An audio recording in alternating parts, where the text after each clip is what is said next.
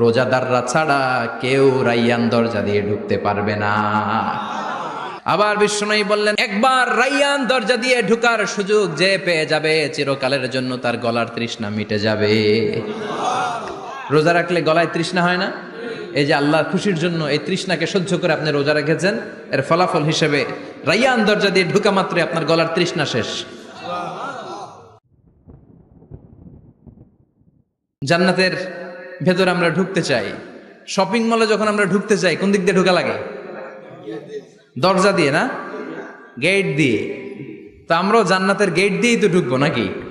আমরা জান্নাতের কোন না কোনো গেট দিয়ে ঢুকতে হবে। বিশ্বনবী ফরমান, বুখারীর বর্ণনা, ইন্নালিল জান্নাতি সামানিয়াতু আবওয়াব, জান্নাতের ভেতরে 8টা দরজা আছে।